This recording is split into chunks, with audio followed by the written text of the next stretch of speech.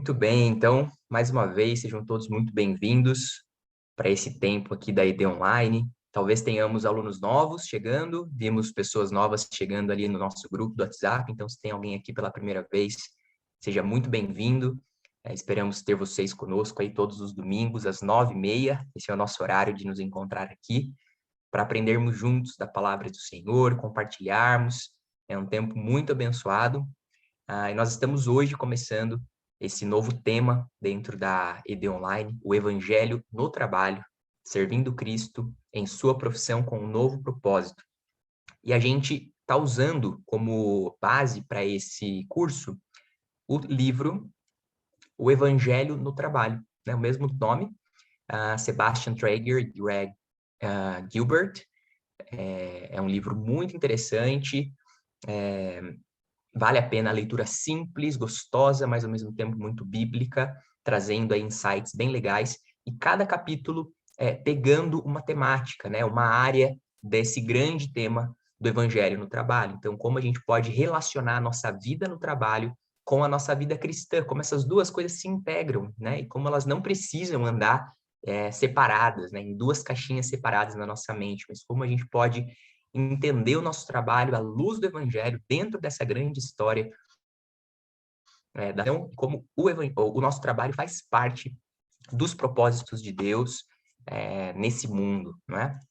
Então, a gente vai começar hoje e vamos aí por algumas aulas explorar aí cada tema desse livro. E temos uma novidade para esse curso. Nesse curso, o Evangelho no Trabalho, durante todas as aulas, a gente vai ter uma dinâmica um pouquinho diferente nas aulas.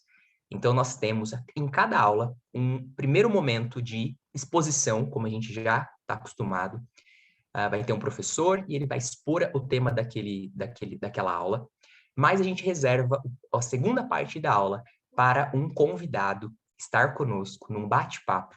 Esse convidado vai trazer a sua experiência com o trabalho e a vida cristã, relacionado com o tema da aula, e a gente vai, então, dessa forma, poder enriquecer a nossa experiência aqui, ouvindo também testemunhos, experiências desses nossos irmãos em Cristo que estarão aqui conosco, gente muito boa que a gente convidou e que aceitaram o convite para estar aqui conosco.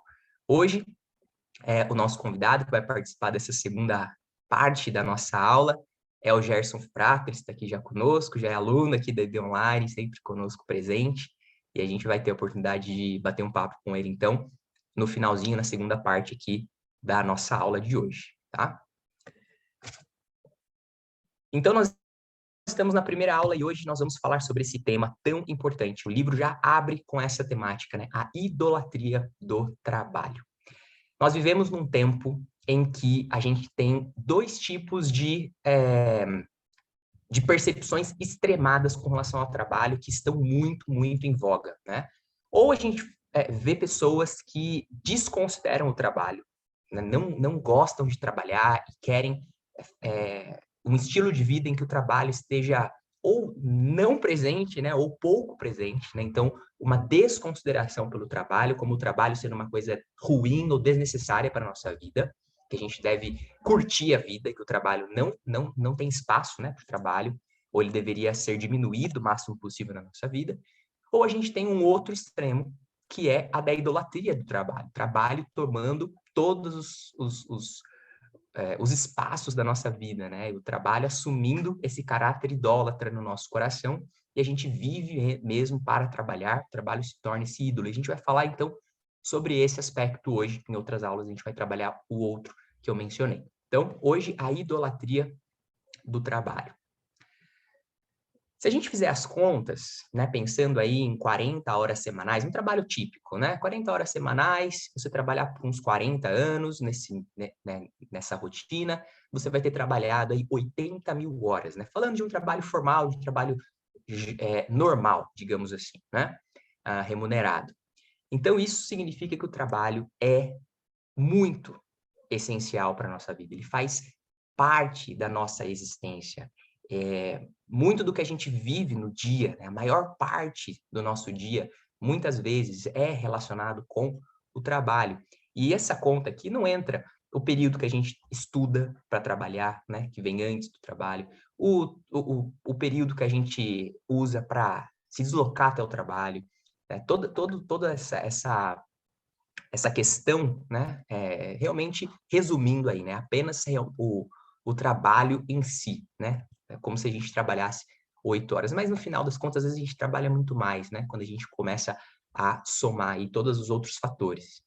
Então, nenhum de nós aqui, acredito que tem nenhuma dúvida com relação a isso, né, nenhuma questão sobre quão presente o trabalho é, quão relevante ele é na nossa vida. E qual o propósito dele, não é mesmo? Bom, eu quero começar a aula de hoje propondo uma definição de trabalho. Claro que é uma definição, né, que vai nos ajudar aqui na nossa aula de hoje, certo? E eu quero convidar você para olhar para o trabalho muito, muito além do que essa questão de emprego, do que essa questão de remuneração. Trabalho não é só isso. Trabalho vai muito além disso. E a proposta que eu, refletindo aí, né, na preparação da aula, lendo o livro, os textos bíblicos, me veio à mente foi essa aqui, que o trabalho é aquilo que fazemos em favor de outra pessoa, além de nós mesmos. Então, vamos pensar um pouquinho sobre essa definição. Quando você está trabalhando, você está fazendo algo por outro. Então, não importa se você tem um trabalho formal, remunerado, você trabalha para alguém, ou você tem uma empresa para você, e você trabalha por clientes, talvez. Você trabalha para dar para o seu cliente um produto ou um serviço. Ou se você trabalha em casa, se você tem o trabalho de cuidar da sua família, de criar um filho, enfim, né, um trabalho que não é remunerado.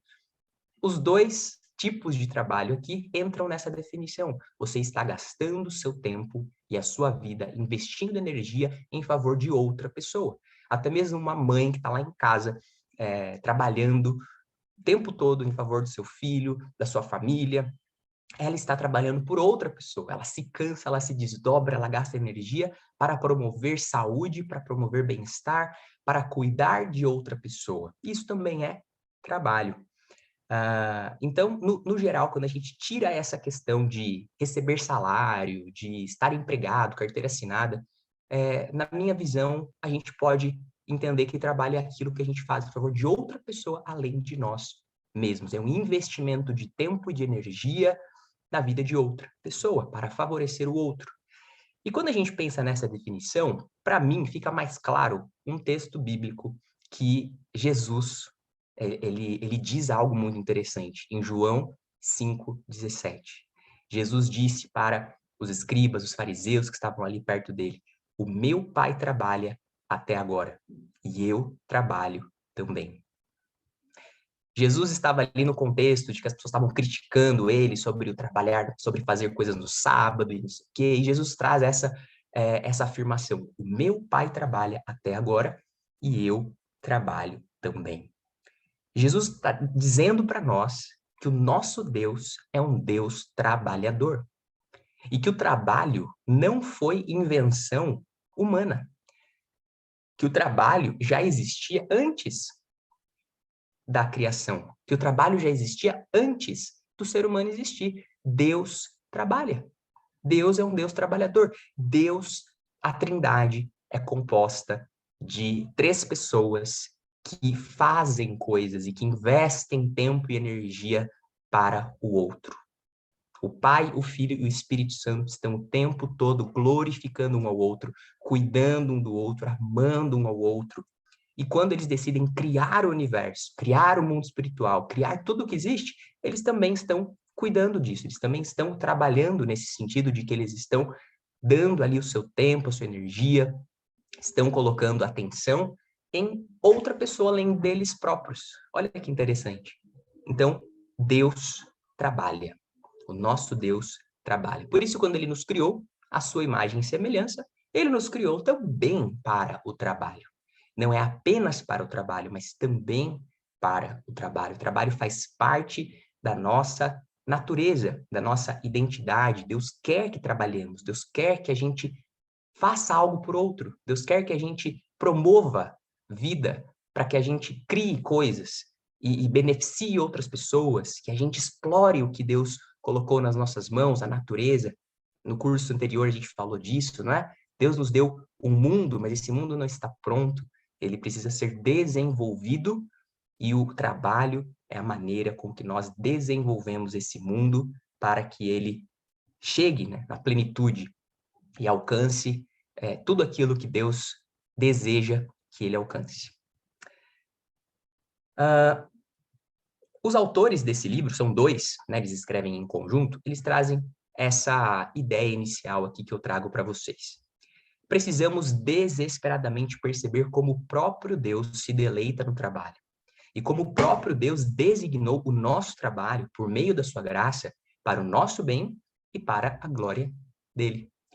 Então, os autores vão trazer essa ideia para nós, de que o trabalho é de Deus. E que o trabalho é algo no qual Deus se deleita. Ele tem prazer nesse trabalho. E nós também deveríamos ter, né? Antes do pecado, o trabalho não tinha esse aspecto do sofrimento, do cansaço, do desgaste, que hoje tem. Mas, ainda assim, nós podemos entender o trabalho como algo divino, né? E Deus designa esse trabalho para o nosso bem. Deus usa o trabalho para o nosso crescimento, para o nosso desenvolvimento, para o desenvolvimento do outro e para a glória dele, como a gente vai ver ao longo dessa aula. Um dos pontos mais importantes que a gente precisa começar a pensar aqui é que nós trabalhamos não para pessoas, no sentido de o nosso chefe, né? Quem que é o nosso superior, para quem a gente responde, né? Nesse sentido, o nosso trabalho é para o rei. Nós somos servos do rei do universo. O apóstolo Paulo, lá em Colossenses, capítulo 3, os versículos 23 e 24, ele diz: tudo o que fizerem, façam de todo o coração, como para o Senhor e não para as pessoas, sabendo que receberão do Senhor a recompensa da herança. É a Cristo, o Senhor, que vocês estão servindo. Essa é uma forma já inicial e importantíssima da gente olhar para o trabalho. Todo trabalho que nós fazemos, e aí eu estou usando a definição que eu propus aqui de trabalho, que engloba tanto o trabalho remunerado quanto aquele que não é remunerado. O trabalho. Investir no outro. Dar seu tempo para a construção de algo que não diz respeito só a você. O trabalho que nós fazemos para o Senhor.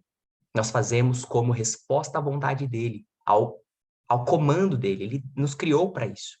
E a recompensa que a gente recebe, que a gente deve ter esperança de receber, também é do Senhor. Às vezes a gente não é reconhecido no trabalho, né? O trabalho de casa, muitas vezes não é reconhecido. Não é reconhecido pelo cônjuge, não é reconhecido pelos filhos, não é reconhecido por ninguém. Simplesmente está lá. Por mais que a gente faça com amor, com dedicação, às vezes não chega ao reconhecimento da maneira como que nós esperávamos. Mesma coisa no trabalho remunerado. Lá no trabalho, às vezes a gente faz, a gente se desdobra e muitas vezes a gente não é visto, a gente não é reconhecido, a gente não é nem mesmo remunerado de forma justa por aquilo que a gente está fazendo e a gente se frustra. Mas quando a gente se lembra dessa verdade, de que nós, no final das contas, de fato e de verdade, temos o Rei, e é para Ele que nós trabalhamos, que o nosso serviço deve ser em dedicação, em honra a Ele. Então, tudo isso começa a tomar um novo sentido na nossa mente. E a nossa motivação é renovada, porque mesmo que o meu trabalho não seja, deveria, mas mesmo que não seja tão reconhecido aqui pelas pessoas, pelos meus semelhantes, para Deus, ele tem muito valor. Ele é reconhecido e há a esperança de uma recompensa que o Senhor está reservando para aqueles que trabalham para a glória dele, que trabalham para servi-lo. Então, eu e você, queridos irmãos e irmãs, nós trabalhamos para o Rei. Nós temos que nos orgulhar disso, nos alegrar nisso. Disso deve vir a nossa motivação. Então, quando a gente vai fazer um serviço, que ele seja excelente, não porque eu sou ou não sou reconhecido por pessoas, mas porque eu amo o meu Rei. Eu vou fazer o melhor. Eu vou fazer o melhor que eu posso, porque eu quero agradar a esse Rei. É para ele que eu trabalho, no final das contas, em primeiro lugar. Nosso trabalho é para o Rei. Então, a pessoa para quem trabalhamos é mais importante do que aquilo que fazemos. Às vezes a gente começa, né, e hoje em dia isso está muito em voga, né, quando a gente busca no nosso trabalho um propósito, né, um sentido. O meu trabalho tem que mudar o mundo, o meu trabalho tem que impactar a sociedade, o meu trabalho. Mas a gente sabe que nem sempre é assim. Não é todo trabalho que muda o mundo, não é todo trabalho que vai revolucionar as coisas. Mas é assim que tem que ser.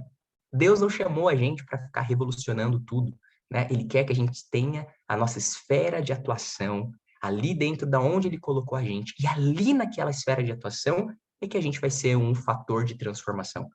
Ali fazendo o nosso trabalho com excelência.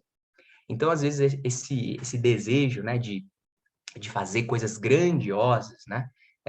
Quando, na verdade, Deus nos chamou para fazer com excelência aquilo que ele colocou nas nossas mãos para fazer. Ser luz e sal naquele lugar que ele nos colocou para ser. Se for da nossa família, e na nossa família apenas, que seja. Se for lá no nosso trabalho, naquele setor, com aquelas pessoas, que seja. Mas o nosso trabalho não é o mais importante, não é aquilo que a gente faz que é mais importante, mas é para quem a gente faz que é mais importante e que deve conduzir as nossas motivações, inclusive, tá? Então, que seja assim no nosso coração. O fato de eu trabalhar para o rei me motive muito mais do que o que eu faço, de fato. E agora, então, a gente entra no tema dessa aula, né? A idolatria do trabalho. Quando a gente pensa em idolatria, a gente às vezes nossa mentalidade já vai para ídolos físicos, né? Então a gente pensa em sociedades que têm realmente outros deuses, né? Que tem uma estátua, que tem alguma coisa assim. Isso também é idolatria, claro. Mas o que a gente vai percebendo, né, é que ao longo dos séculos aí, a gente tem se tornado mais sofisticado com relação à idolatria. Então, a idolatria já não é algo, né, na maioria das culturas, né, aqui no Brasil, tão físico, né? Então, algo que você vê assim, ó, essa pessoa é idólatra porque ela tem lá um deus, né? X, Y, Z que ela adora. A idolatria é mais sofisticada, muitas vezes escondida no nosso coração. É uma idolatria do coração. Mas a nossa tendência para adorar as coisas no lugar de Deus é exatamente tão intensa como sempre. Aquilo que a gente vê lá desde o pecado, né? Desde Adão e Eva, o desejo de adorar algo em lugar do Criador, algo criado em lugar do Criador. Colocar essa coisa ou essa pessoa acima do próprio Deus é algo que nos acompanha desde o pecado. Então, por mais que a forma com que isso se expresse mude, essa tendência continua ali no nosso coração. E mesmo depois que Deus nos regenera para a salvação, ainda essa tentação permanece, a gente precisa trabalhar nela. Por isso que a gente está aqui hoje conversando sobre isso. Nós temos no nosso coração a tendência para adorar as coisas no lugar de Deus. E o que é um ídolo, então? É algo ou alguém que se torna a nossa fonte suprema de satisfação e de significado. É transformar algo bom em algo supremo. Veja, o trabalho é algo bom, mas quando nós transformamos o trabalho em algo supremo, e dele vem a nossa suprema satisfação e significado, ou a gente tenta, né, que dele vem a nossa satisfação e significado, aí ele se transformou num ídolo. Uma pessoa também, né? De repente o seu cônjuge, o casamento é algo maravilhoso que Deus criou, é algo bom. Mas quando isso se torna supremo, é a coisa mais importante, é a pessoa que define se você é feliz ou não, que traz significado para você ou não, que se essa pessoa não existir ou se alguma coisa falhar, você perde, então, totalmente o seu senso de satisfação com a vida e seu significado. Então, talvez isso também esteja se transformando num ídolo, um filho, um desejo, seja o que for, né? Cuidado. Nós precisamos estar atentos para identificar os ídolos, porque esse espaço de suprema satisfação e significado deveria ser apenas de Deus. Todas as outras coisas, elas vêm complementando ou como um bônus, né? São coisas boas que Deus nos deu, mas que jamais podem pegar o lugar de Deus na nossa vida e no nosso coração, porque Ele é a fonte de toda satisfação, de toda alegria, de todo significado da nossa vida. Ele é a fonte, a gente não pode trocar a fonte, tirar a fonte da nossa vida. Caso contrário, a gente está dando passos largos para a vida frustrada, a vida que Deus não planejou para nós. E como a gente pode identificar um ídolo? Eu quero propor aqui 3 pontos que nos ajudam, 3 características que nos ajudam a identificar um ídolo. A gente já começou a falar disso aqui na definição, mas vamos explorar um pouquinho isso. E aqui é um convite, né, para mim, para você, para nós juntos, olharmos para a nossa vida, para as pessoas e para as coisas que fazemos e começar a perceber se em algum aspecto nosso coração tem se relacionado com alguém ou com alguma coisa como um ídolo. E que isso, então, promova transformação no nosso coração. Um ídolo é aquilo que se transforma na nossa principal fonte de satisfação. Aquilo do qual vem a nossa alegria. Se a gente não tiver aquilo, a gente não consegue ser feliz. Se aquilo for tirado de nós por algum motivo, ou se a gente, por algum momento, por um período, a gente não tiver aquilo, a gente não consegue ser feliz. É a nossa principal fonte de satisfação. Cuidado, esse é um das características de um ídolo. Porque o que a palavra de Deus diz para nós é que o Senhor é a fonte de satisfação. Olha o que o Salmo 16:11 diz para nós. Tu me farás ver os caminhos da vida. Na tua presença, a plenitude de alegria. Na tua destra, delícias perpetuamente. Na presença do nosso Deus, a plenitude de alegria. Mesmo que nos falte alguma coisa. A nossa família venha nos faltar, nosso trabalho venha nos faltar, algo que a gente valoriza muito venha nos faltar, como a gente vê isso retratado na Bíblia em diversos momentos, não é?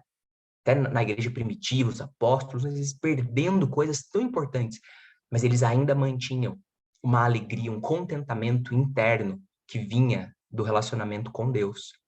É dele que vem. É algo que pode parecer, né, tão ilógico às vezes para quem não experimenta isso, mas para quem vive, experimenta o relacionamento com Deus, é assim que tem que ser. Deus em primeiro lugar sempre. Ele é a fonte. É na presença dele que a plenitude de alegria e delícias, né, prazer eterno, perpetuamente. Se a gente parar para pensar, não existe absolutamente nada, nem ninguém, que nos traga plenitude de alegria. Não tem. Alegria, ok, mas plenitude, 100%, não existe nesse mundo. E prazer eterno também não, todo prazer é limitado, ele tem um começo e um fim. Né? O prazer de algo, ele tem um começo e um fim. O prazer de uma viagem, o prazer de uma boa refeição, o prazer de uma boa companhia, o prazer, ele tem um começo e tem um fim. Agora, um prazer que é eterno, que nunca termina, que se mantém excelente e pleno para sempre, apenas na presença do nosso Deus, e nós ainda vamos viver essa plenitude com o reino perfeito que virá. Então, esse é o primeiro item aí para identificar um ídolo. O segundo, aquilo do qual mais nos orgulhamos. Aqui eu acho que é um passo além, algo para a gente sondar mais fundo no nosso coração. O que você mais se orgulha na sua vida? Ou do que você mais se orgulha na sua vida? O que é aquilo que você tem ou faz que mais te traz um senso de orgulho, sabe, puxa vida, como eu me orgulho disso, como eu tenho satisfação nisso. Do que você se orgulha mais quando você conta para as pessoas, quando você quer mostrar para as pessoas, você quer dizer para as pessoas sobre aquilo, porque aquilo é motivo de orgulho para você. Jeremias 9, 23 e 24 diz, olha só, é o próprio Deus falando para nós. Assim diz o Senhor, não se glorie o sábio na sua sabedoria, nem o forte na sua força, nem o rico nas suas riquezas. Mas o que se gloriar, glorie-se nisto, em me conhecer e saber que eu sou o Senhor. E faço misericórdia, juízo e justiça na terra, porque destas coisas me agrado, diz o Senhor. Deus está dizendo, meu filho, minha filha, para de ficar se orgulhando por você ter riquezas. Para de ficar se orgulhando porque você é uma pessoa sábia. porque você tem conhecimento, você estudou muito. Para de ficar se orgulhando porque você é forte, porque você treina, porque você tem um corpo incrível. Para com isso. Não é aí que tem que estar sua fonte de satisfação, de orgulho, de glória. A sua glória está onde? Em me conhecer e saber que eu sou o Senhor. É conhecer a Deus que deve ser a nossa maior fonte de orgulho, de glória, de contentamento. Isso é o mais importante na vida. E é o que vai durar para sempre. É o que vai durar para sempre. Ele é o tudo. Então, o que nós temos nos orgulhado mais? Não tem problema se orgulhar de coisas, não é? Mas aquilo que é a fonte do nosso maior e mais profundo orgulho, que seja o nosso relacionamento com o Senhor. E por fim, um ídolo é aquilo que muitas vezes determina o nosso valor. O seu valor como pessoa, como indivíduo, muitas vezes é ditado, né? Ele é condicionado a essa pessoa ou a essa coisa. Sem essa pessoa ou sem essa coisa, ou sem você poder viver aquilo, parece que você não tem valor. Parece que o seu valor, seu alto valor, ele sai, ele escoa. Da onde vem a tua autoestima? Autoestima e valor estão relacionadas. A autoestima tem muito a ver com o quanto eu valorizo a mim mesmo. O quanto eu percebo valor na minha vida. Mas da onde vem esse valor? Ele está ligado a quê? Se ele estiver ligado muito, muito, muito demais, exacerbadamente ao meu trabalho, e por algum motivo eu perder esse trabalho, estamos sujeitos a ele, a isso. E aí, minha autoestima morre? O meu senso de valor acaba?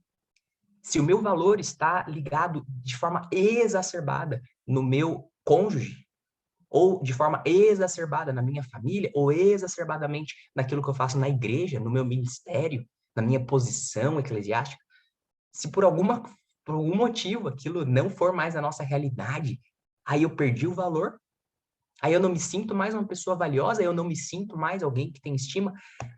Cuidado, esse cuidado é para mim e para você, porque o nosso coração é uma fabriqueta de ídolos. Mas olha só o que a palavra de Deus nos diz.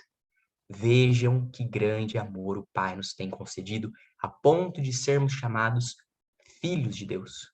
E, de fato, somos filhos de Deus.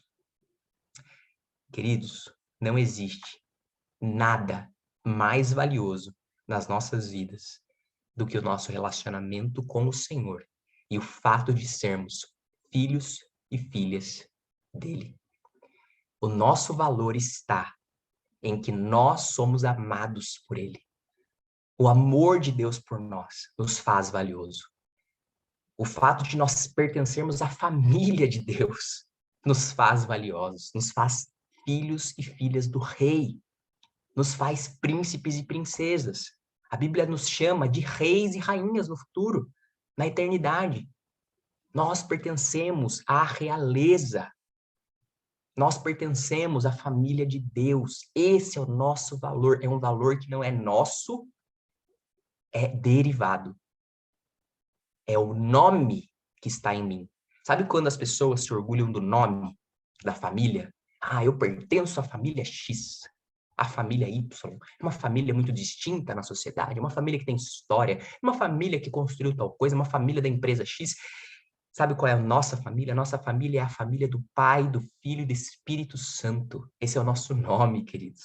Nós somos batizados nesse nome. Hoje eu não sou só o Marco Aurélio de Campos, eu sou o Marco Aurélio de Campos do Pai, do Filho e do Espírito Santo. E se você também conhece o mesmo Deus que eu, então nós temos o mesmo sobrenome e nós fazemos parte da mesma família, nós temos o mesmo valor. Nós pertencemos ao Rei, à sua família. Por isso que a Bíblia vai dizer para nós, né, lá no Novo Testamento, que nós somos, né, o tesouro do Evangelho, o tesouro do reino, está colocado em vasos de barro. O valor não é o vaso, mas é o que está dentro dele. Se tira o tesouro do vaso de barro, só sobra barro. E quanto vale um vaso de barro? Agora, se dentro desse vaso de barro tem um tesouro escondido, então esse vaso ele é inestimável o seu valor. E assim é comigo e com você. Dentro de nós existe o reino. Dentro de nós existe a presença de Deus. Dentro de nós existe a natureza divina que foi colocada em nós pelo Senhor Jesus. E é daí que tem que vir o nosso valor, mesmo que por algum motivo o nosso trabalho não seja mais possível, mesmo que por algum motivo eu perca aquelas coisas e pessoas mais importantes da minha vida, eu continuo tendo o mesmo senso de valor, porque aquilo que eu tenho em mim e que Deus me deu é eterno e jamais será tirado de mim. Então, qual que é o melhor caminho? Concluindo, trabalhe como um ato de adoração ao Rei. Trabalhe como uma forma de abençoar este mundo. Através do seu trabalho, você abençoa e desenvolve este mundo. É o que Deus nos criou para fazer. E com o nosso trabalho, nós glorificamos a Deus. O que significa glorificar a Deus? Significa trazer a atenção para Ele. É fazer as pessoas olharem para Ele. Através do meu trabalho, através da minha postura no trabalho, através da excelência no que eu faço, que eu glorifique o meu Pai, que eu glorifique o meu Rei. Esse é o melhor caminho para a relação entre a minha vida e o trabalho que o Senhor me deu, me concedeu para fazer. Com isso, a gente termina essa primeira parte da nossa aula, que é uma parte expositiva, com bastante elementos aí para a gente refletir, para a gente considerar no nosso coração. Mas agora a gente vai, então, para um segundo momento da nossa aula, em que a gente vai conversar, então, com o nosso primeiro convidado, o Gerson Forato, que já está aqui conosco, e nós vamos bater um papo aqui agora sobre essa temática e com a experiência desse nosso querido irmão Gerson. Bom dia, meu querido. Bom dia, pastor. Bom dia, irmãos. É uma alegria estar aqui com vocês. Muito bom, legal. Deixa eu só ver uma forma de você aparecer aqui. Ah, pronto, já apareceu no vídeo. O Zoom já reconhece quem é que está com a câmera aberta. Gerson, maravilha, cara. Olha, eu bati um papo com o Gerson essa semana, né, Gerson, para a gente poder alinhar alguns pontos aqui da aula, e eu fiquei encantado aí com a história de vida do Gerson e a experiência, né, que ele tem junto com a sua família e nessa temática também do trabalho e da vida cristã. Então, o objetivo aqui, o nosso desejo é que com esse tempo breve que a gente tem aqui, a gente possa também ouvir, conhecer um pouquinho mais o Gerson, e a experiência dele dentro dessa temática. Então, Gerson, se pudesse se apresentar um pouquinho brevemente para o pessoal e a gente começa, então, a nossa conversa aqui. Claro. Irmãos, é uma alegria poder estar falando com vocês. Bom, eu sou o Gerson, né? Vocês sempre vêm eu junto com a André, e hoje o André está em outro local, porque a gente verificou a câmera para estar na melhor posição aqui. Mas eu e a Andréia, nós temos aí uma história de anos no Evangelho ao lado do Senhor Jesus. Minha conversão se deu em 1990, na Igreja Presbiteriana Renovada de Osasco. Ali eu tive a oportunidade de conhecer a Andréia, nós nos casamos em 1992.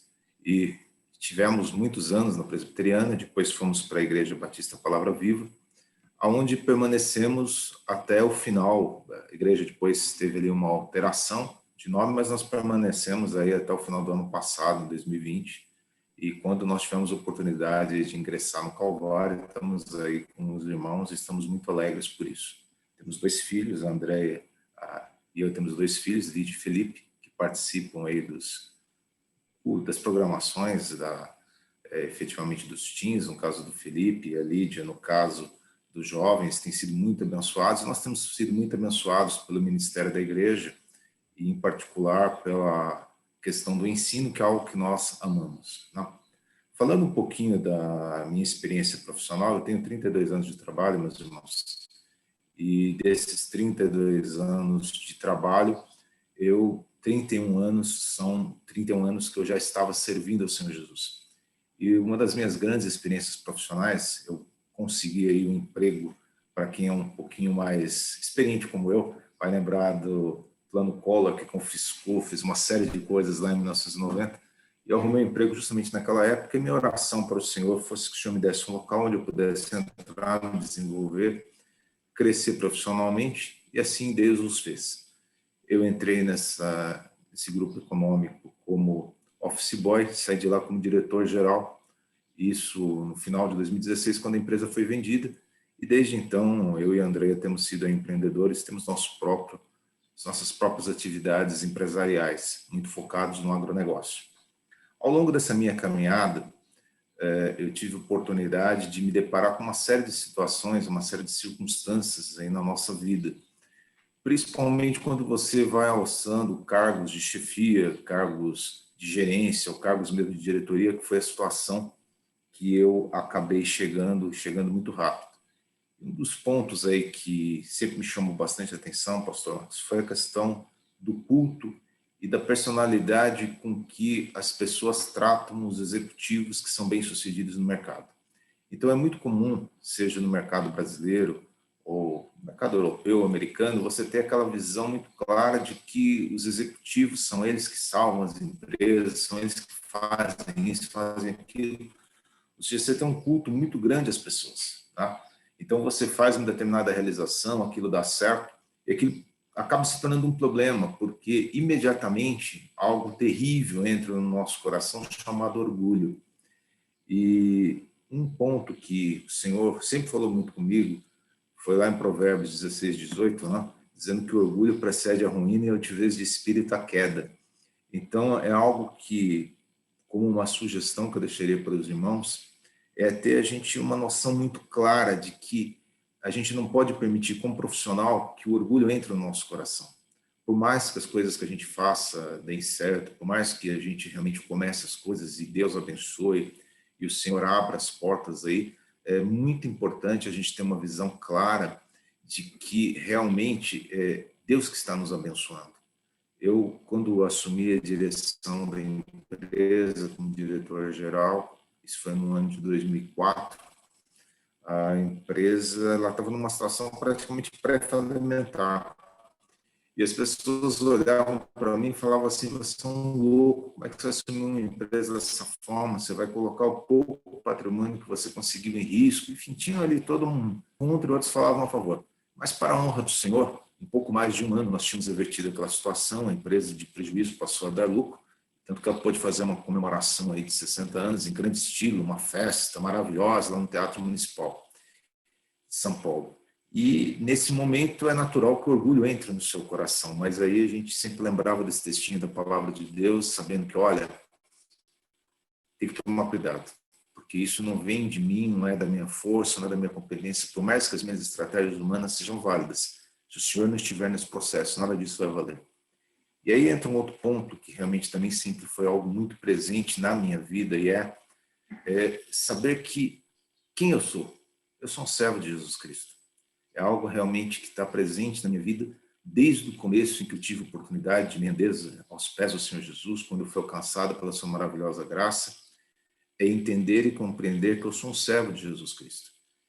E eu tive uma entrevista antes de assumir a direção da companhia e a filha do presidente da empresa, do dono da empresa, perguntou para mim: qual o seu maior objetivo na vida, Gerson? Eu disse a ela: olha, eu sou um pastor, eu sou um servo de Jesus Cristo. Meu maior objetivo é um dia chegar na presença dele e ouvir dele: você foi pelo menos um servo inútil, você fez aquilo que você tinha que fazer.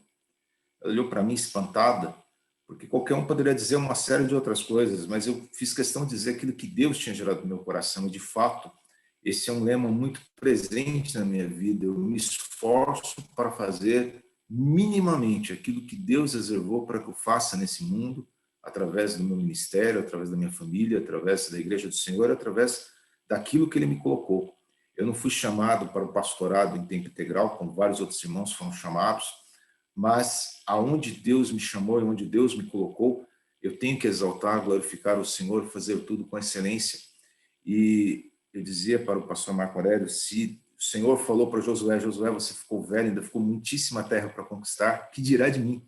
Né? Quer dizer, eu tenho feito, tenho trabalhado o suficiente para que conquistar aquilo que o Senhor colocou nas minhas mãos, aquilo que eu posso fazer, mas sempre com a consciência de quem nós somos.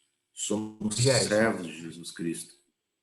Perfeito, cara. Assim, isso que você tem compartilhado, muito, muito interessante. Eu queria te perguntar, dentro disso, né? Conforme a gente vai crescendo no trabalho, né? E como você falou, tendo posições, de repente, que as pessoas vão dando glória para você, né? Vão elogiando, e você vai tendo, né? Esse apreço das pessoas, né? Por aquilo que você vai conquistando, que é algo tão buscado hoje em dia, né? As pessoas querem mesmo ser vistas, né? Ser reconhecidas como pessoas que construíram aí coisas grandiosas, enfim. Você acredita que esse ponto 2 aí que você está trazendo, né? O fato da gente sempre se lembrar, ter consciência de que a gente é servo de Jesus, ele pode ser a chave aí para a gente poder se proteger desse orgulho porque Deus pode colocar mesmo a gente em posições altas. Você chegou a cargos altíssimos, né? Você se tornou uma pessoa grande na questão dos negócios. E como que esse aspecto assim protege o nosso coração disso, então, sabe?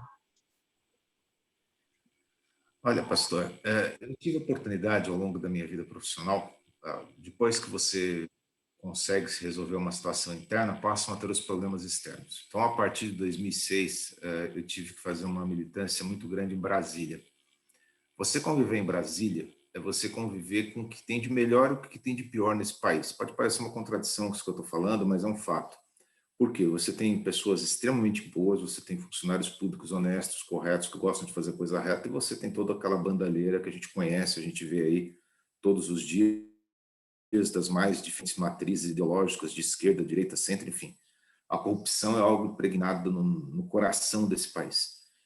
E quando você chega num local daquele, a primeira percepção que você tem, até pela distância, né? Porque assim, querendo ou não, são algumas horas de avião, parece que você está numa ilha da fantasia, você está distante da realidade.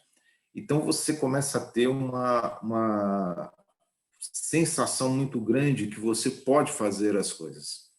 Então eu acredito que você ter a consciência de que você é um servo de Jesus Cristo, sim, é a chave fundamental, mas eu também adicionaria a isso a visão de que é extremamente necessário você saber que o poder pertence a Deus.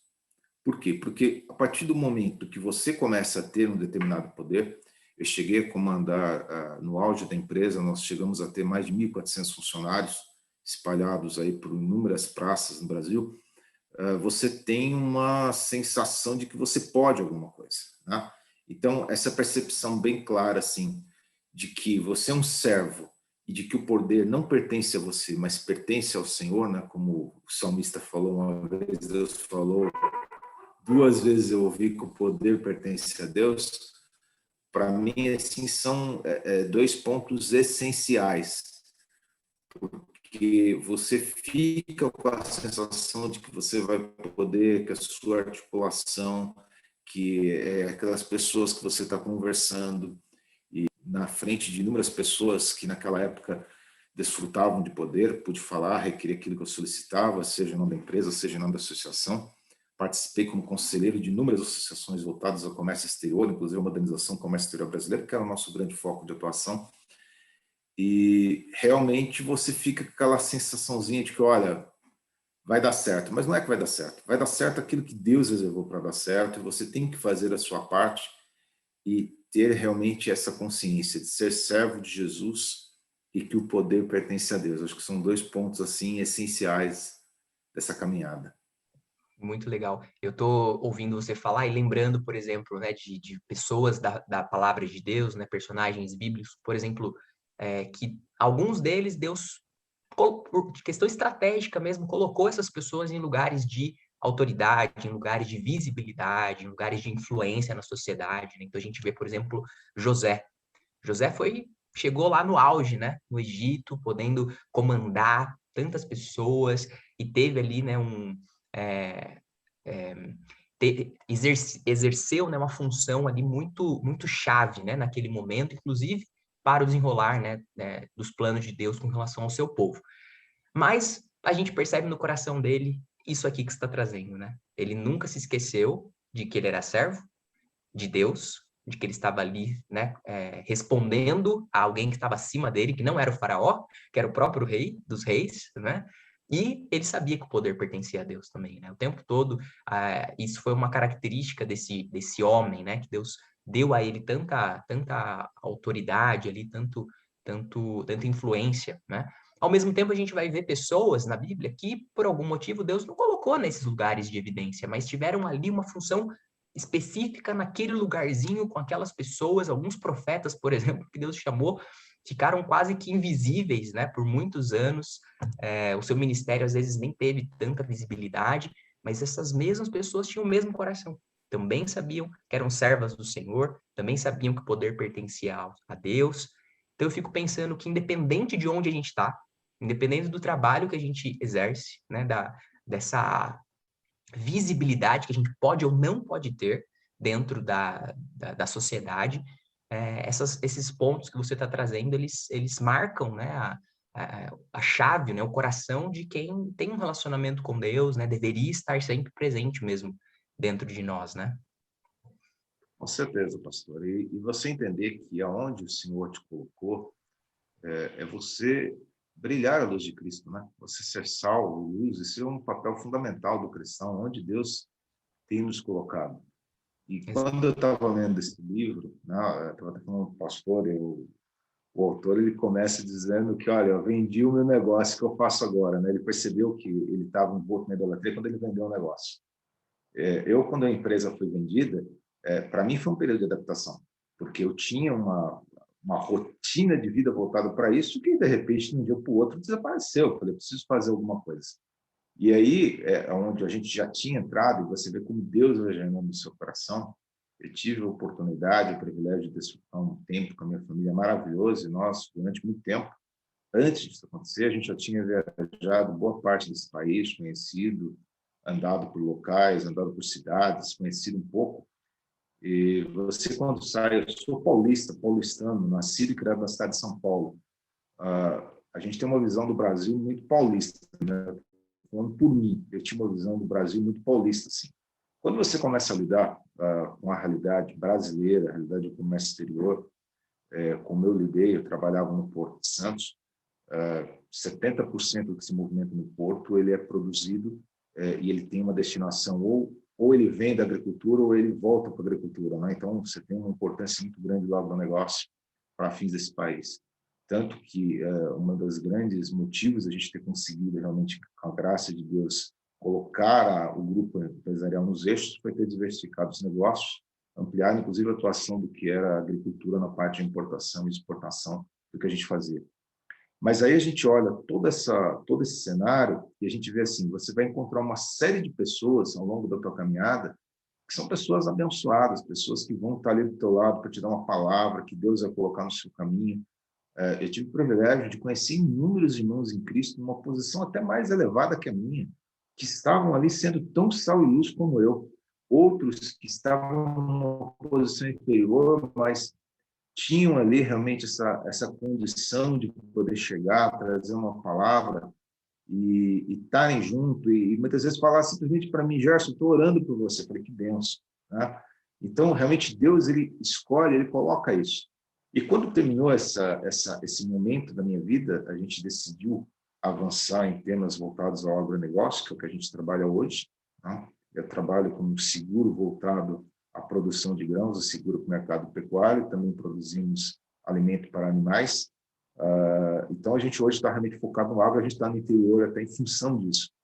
E a gente vê a mão de Deus nos abençoando em todas as coisas, nas pequenas, nas grandes coisas. Você empreender é um grande desafio, que é um empreendedor, e a gente sei que na igreja nós temos muitos empreendedores, temos até ministério disso, né? O Ministério dos Empreendedores é um grande desafio você empreender no nosso país, mas é realmente um grande desafio. E aí tem um ponto central para mim, pastor, também, que é você não ter vergonha de pedir ajuda.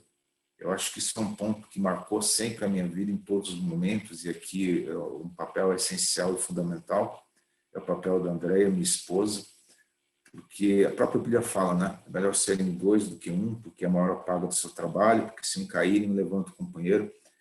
Quantas e quantas vezes, numa época que você não tinha WhatsApp, você não tinha mensagem, eu não mandava um e-mail para ela, falava, ora por mim.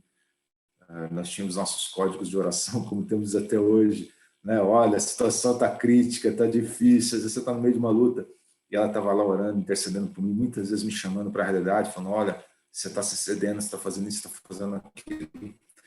Então, se Deus fez o que fez na nossa vida, eu acredito isso em grande parte a ela, porque ela sempre foi o meu ponto de equilíbrio para me trazer para uma realidade e falar assim, cuidado, os irmãos em Cristo que você colocou ao lado da minha vida, mais próximos, como todos nós temos, né?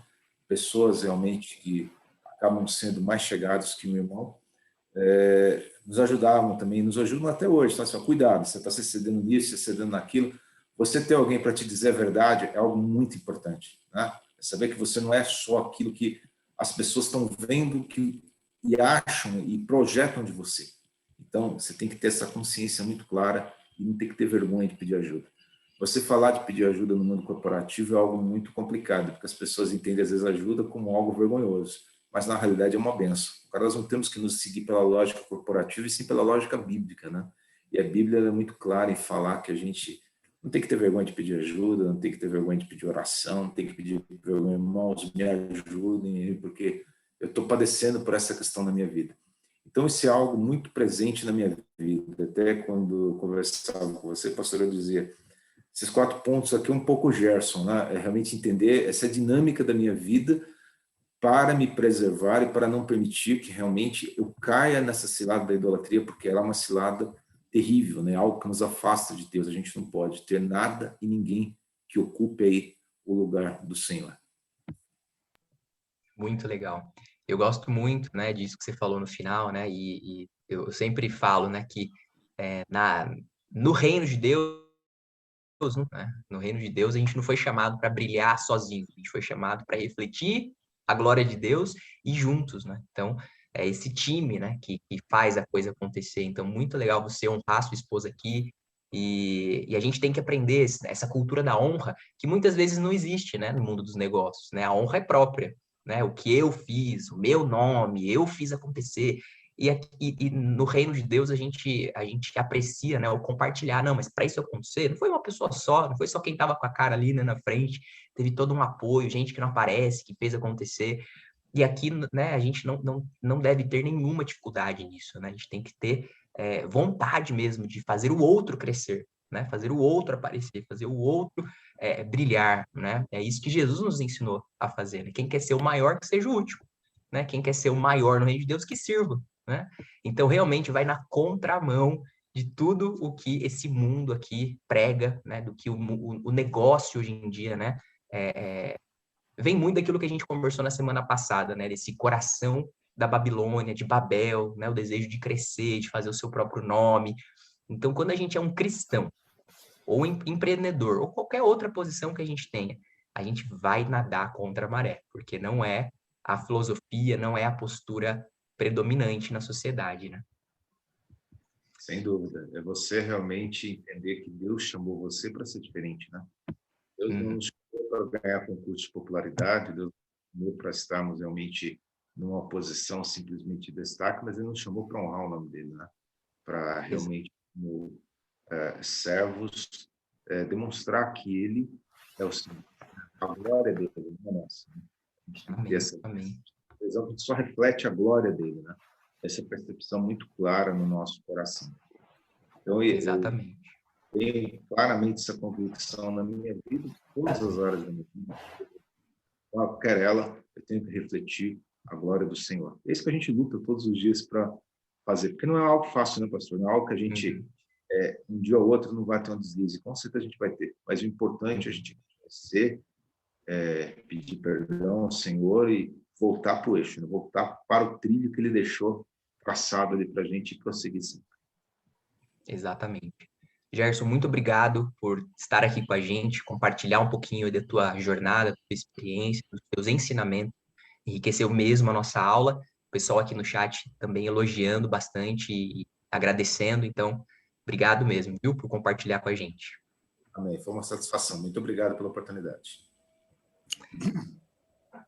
Queridos, olha que bênção, né? A gente poder ter essa dinâmica, a gente poder ouvir também na experiência de irmãos. É isso que o Gerson fez, né? A gente vai continuar também fazendo nas próximas aulas, sempre com um convidado aqui para interagir com a gente, para somar, né? E compartilhar a sua experiência. E esperamos que você participe com a gente, viu? Com isso, a gente vai encerrando a nossa aula, a gente vai orar, Foi a gente vai... maravilhoso. abrir um pouquinho se alguém quiser falar alguma coisa, quiser fazer alguma pergunta, mas a gente vai primeiro orar, tá bom? E aí depois a gente conversa sobre isso. Pai, nós te Olha, foi agradecemos. maravilhoso. Nós te agradecemos, Deus, por esse tempo, te agradecemos por ouvir o Gerson, te agradecemos por essa palavra. Deus, te louvamos porque o Senhor é o nosso Rei, o Senhor é o nosso Deus. O Senhor nos chamou para fazer a diferença nesse mundo, através do nosso trabalho, seja ele em qualquer esfera da sociedade. Deus, o Senhor nos chamou para servir ao próximo e servir ao Senhor. Que o Senhor nos ajude, Deus, a viver longe da idolatria. Sabemos que o nosso coração é inclinado, Deus, à idolatria, mas que o Senhor, o tempo todo, esteja ali nos ajudando e nos tratando com a tua palavra, com o teu poder, para nos fazer humildes, para nos fazer conscientes de que o Senhor é o único Rei, o único Deus, só o Senhor merece a glória e que o nosso trabalho seja excelente e reflita, Deus, essa glória do Senhor. Te agradecemos, Pai. Cuida de nós, cuida da nossa família e abençoa o trabalho que executamos em qualquer esfera que o Senhor nos coloca para viver. Em nome de Jesus. Amém.